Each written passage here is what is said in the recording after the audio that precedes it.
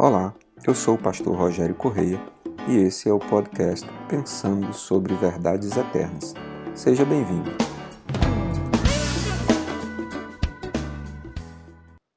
Na primeira carta de Paulo aos Coríntios, no capítulo 14, quando ele está tratando sobre os dons espirituais no contexto da igreja, no versículo 26 ele diz: Portanto, que diremos, irmãos? Quando vocês se reúnem, cada um de vocês tem um salmo, ou uma palavra de instrução, uma revelação, uma palavra em língua ou uma interpretação. Tudo seja feito para a edificação da igreja. O apóstolo Paulo está dando esclarecimentos a respeito dos usos e dos costumes que tratam dos dons espirituais no contexto da igreja.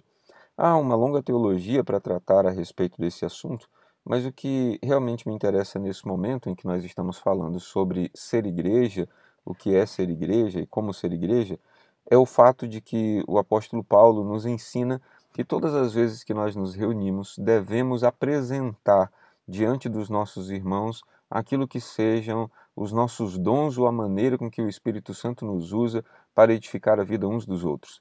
Portanto, toda reunião de igreja, todo culto, deveria ser não apenas um momento em que as pessoas entram sem falar nada, sentam-se, ficam de pé para cantar os cânticos, sentam-se novamente para orar e receber a mensagem, a pregação da palavra e depois se despedem com uma oração e vão embora.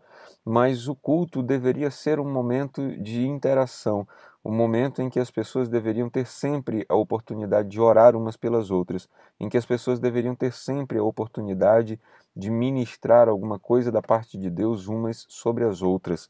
As pessoas deveriam estar sempre preparadas para orar e para deixar que o Espírito Santo lhes use para abençoar a vida de alguém, seja por meio da oração, seja por meio de uma palavra, seja por meio de algo que o Espírito Santo esteja querendo fazer naquele momento.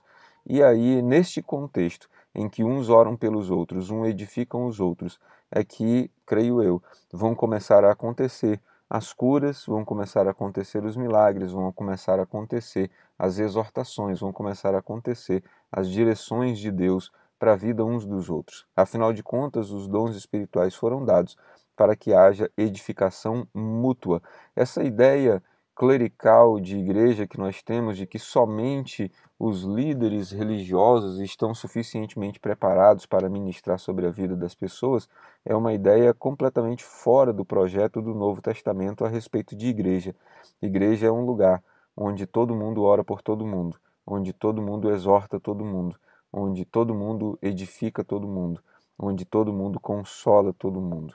É nesse contexto em que Deus vai tocando a vida de um para abençoar a vida do outro, que nós somos abençoados, os maiores pelos menores, os menores pelos maiores, de maneira que todos se tornam iguais, porque Deus não faz acepção de pessoas e no seu reino todos são absolutamente iguais. Às vezes uns têm mais experiência do que outros, mas em termos de valoração, não há ninguém maior e ninguém menor no reino de Deus.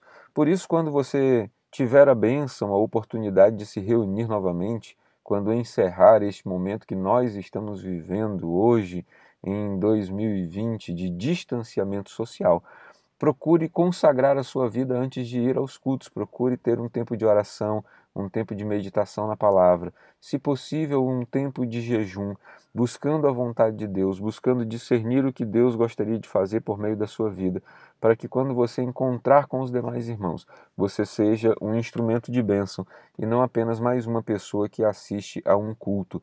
Ser igreja é repartir dons, ser igreja é repartir a graça de Deus derramada sobre nós.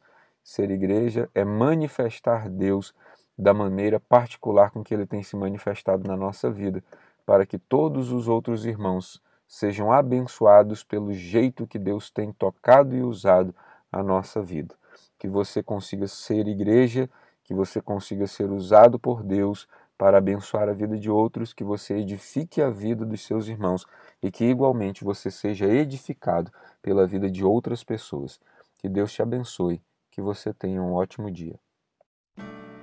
Ficou com dúvidas ou quer sugerir temas para o nosso podcast Pensando sobre Verdades Eternas?